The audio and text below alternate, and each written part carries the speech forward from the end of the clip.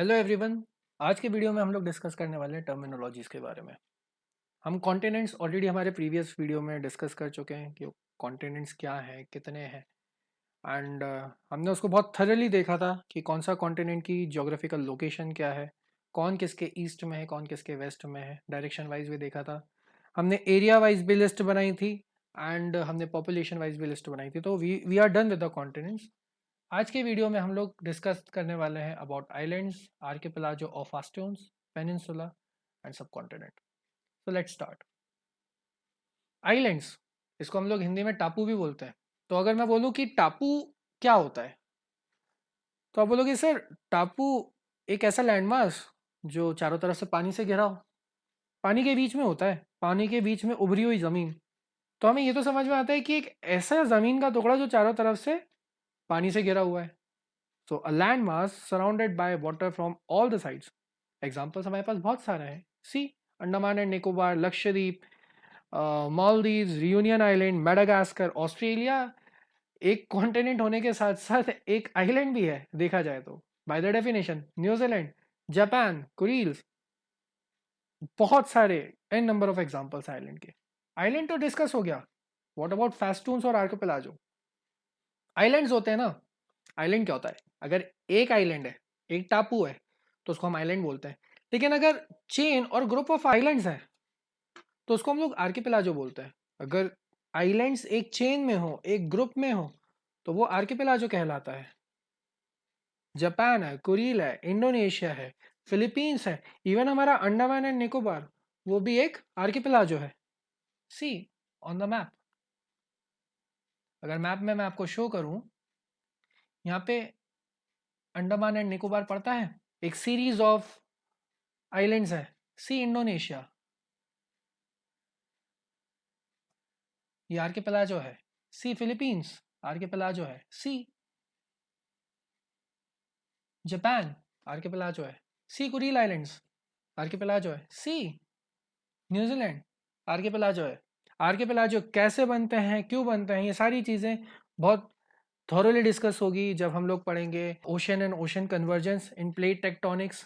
ठीक है, mental plumes के बारे में, हॉटस्पॉट्स के बारे में सारी चीज़ें डिस्कस होंगी। Be patient. लेकिन एक ब्रीफ अंडरस्टैंडिंग के लिए हमें ये समझ में आता है कि archipelago is nothing but a group और चेन ऑफ आइलैंड। एग्जांपल्स हमने अभी देख लिए। Move on to the next one, peninsula. हमने बहुत बार सुना है कि India is a peninsular country, Indian peninsula, Indian peninsula.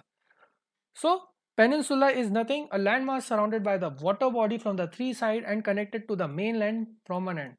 See, if I'll show you in the map, see India, here it is India, water body number 1, water body number 2, water body number 3, and एक end से ये main continent से connected है। See Arabian peninsula, water body number 1, water body number 2, water body number 3, mainland से connected है। See Italian peninsula, water body number 1, water body number 2, water body number 3, है एक ही water body लेकिन तीनों side से connected है और एक साइड से ये मेन लैंड से कनेक्टेड है। सो आई होप आपको समझ में आया होगा। It's nothing but a land mass surrounded by the water body from the three sides and connected to a land from one. Move on to the next one. सब continent, बहुत बार सुना होगा इंडिया इज अ सब continent, India is अ सब continent, India is अ सब continent. ये और अच्छे से समझ में आएगा जब हम फिजिकल ज्योग्राफी में ही एक टॉपिक आता है दैट इज कॉन्टिनेंटल ड्रिफ्ट। तब तुम्हें समझ में आएगा कि सब कॉन्टिनेंट और थरोली हम जब उस सब कॉन्टिनेंट के बारे में पढ़ेंगे, और स्पेशली जब हम इंडियन ज्योग्राफी में भी पढ़ेंगे कि how India formed, how India became a part of Asia. तो मैं एक बहुत ब्रीफली आपको यहाँ पे समझा देता हूँ क्या था। आज से करोड़ों साल पहले जो धरती थी उस पे जो आज हमें 7 कॉन्टिनेंट देखने को मिलते हैं, वो 7 कॉन्टिनेंट थे नहीं। पूरी धरती पे सिर्फ एक कॉन्टिनेंट था जिसको हम पेंजिया बोलते हैं। अगर इसको मैं पेंजिया बोल दूँ, ये पेंजिया सिर्फ एक कॉन्टिनेंट था। इसको हम लोग सुपर कॉन्टिनेंट भी बोलते हैं, सुपर कॉन्टिनेंट। पेंजिया का मतलब जर्मन में इज नथिंग बट ऑल अर्थ, और ये सराउंडेड था पूरे एक वाटर बॉडी से जिसको हम लोग पेंथलासा बोलते हैं। ये पूरी वाटर बॉडी थी, इसको हम पेंथलासा बोलते हैं। पेंथलासा का मतलब होता है ऑल वाटर।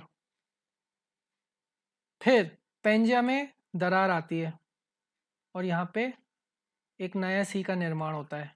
पानी पेंथलासा का ही था, लेकिन जब ये कॉन्टिनेंट टूटा तो ये तैथिस सी बन गया,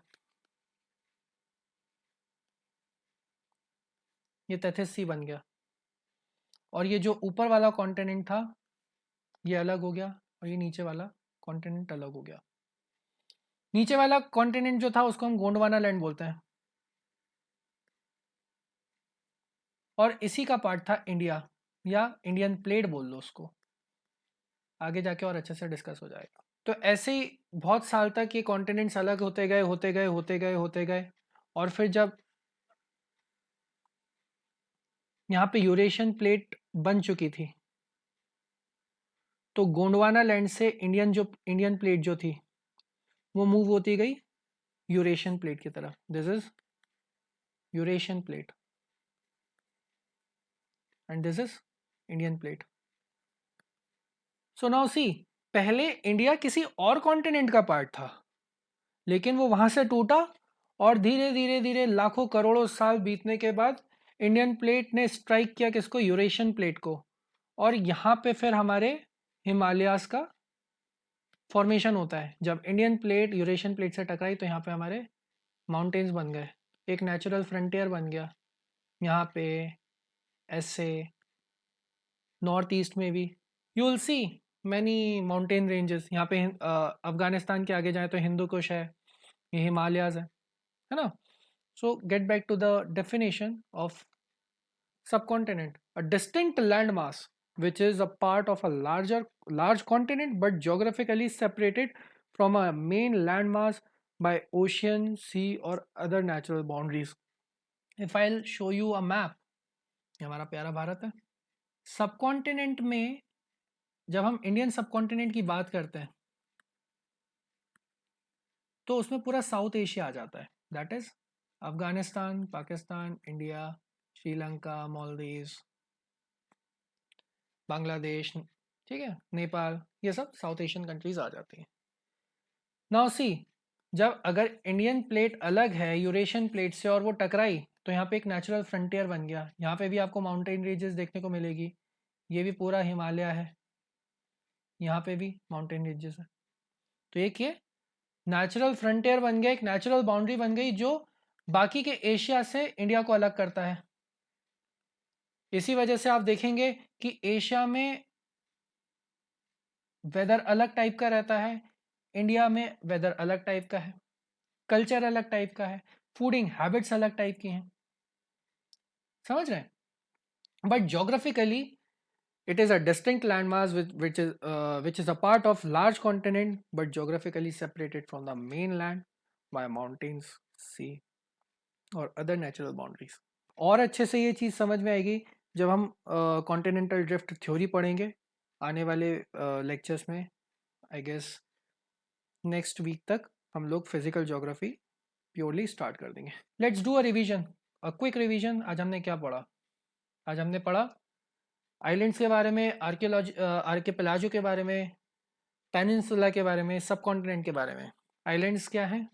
सर टापू है जो चारों तरफ से पानी से घिरा हुआ है, और बहुत सारे हैं, अत्ताह में एग्जाम्पल्स हैं हमारे पास आइलैंड्स के बारे में। आर्किपेलागो क्या है? सर टापू है, टापू का ग्रुप बना दो, चेन ऑफ टापू बना दो, चेन ऑफ आइलैंड्स बना दो, तो वो आर्किपेलागो बन जाता है। पेनिनसुला, सर आपने बताया था पेनिनसुला ऐसा लैंडमास होता है जो तीन तरफ से तो पानी से घिरा होता है, surrounded by water body from the three sides, but एक साइड से वो मेन लैंड से कनेक्टेड होता है। बहुत सारे एग्जांपल्स हैं, इंडियन पेनिनसुला है, अरेबियन पेनिनसुला है, इटालियन पेनिनसुला है, गूगल करेंगे बहुत सारे मिल जाएंगे। सब कॉन्टिनेंट के बारे में, सर एक ऐसा लैंडमास है जो कॉन्टिनेंट का पार्ट तो है, प्रीवियसली वो किसी और कॉन्टिनेंट का पार्ट था, अभी मॉडर्न डे में वो किसी एक कॉन्टिनेंट का पार्ट तो है लेकिन ज्योग्राफिकली वो सेपरेटेड है किसी भी टाइप की नेचुरल बाउंड्री से। It would be mountains, sea और any other natural boundaries. Take example of Indian subcontinent. So आज के लेक्चर में इतना ही था। नेक्स्ट लेक्चर में हम लोग वाटर बॉडीज से रिलेटेड टर्मिनोलॉजीज के बारे में डिस्कस करेंगे. So see you in to the next video.